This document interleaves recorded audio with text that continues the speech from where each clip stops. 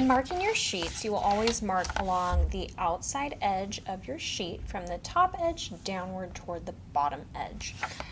Line up your ruler so that it's parallel to your gutter and so that it's pretty close to the edge. You also want to make sure that you're using the centimeter side of your ruler because, as noted before, your measurements are in centimeter increments. For the first measurement, we are going to go to our pattern to fold number 1. The first point is at 6.3 centimeters, so you're going to go along your centimeter ruler, find 6.3. You will notice that there are 10 little hashes in between the centimeter increments.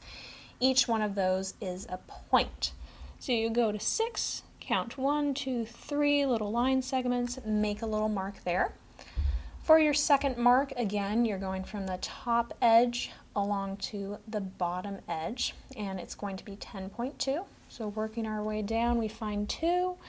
We find the little hash marks 1, 2, make our little mark, and you have completed your first measurements for your first sheet. At this point, it is very important to make some mark on your paper, indication that you have completed that fold before you turn the next page, and make those next marks. Once again, make sure your centimeter is nicely parallel with your gutter, close to your page edge. Find that second fold, which is 5.8 centimeters. Make your mark. The next measurement on this page is 10.6 centimeters, so go ahead and make your mark there. Mark that you've done it on your paper and continue along.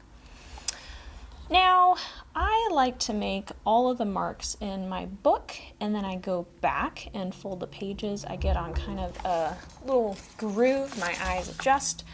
It works for me. But if you want to measure and mark and fold your sheet all at once, you are more than welcome to do that. You will find what works best for you, and feel free to do that. At this point, if you chose to grab an optional ribbon, that will come in handy too.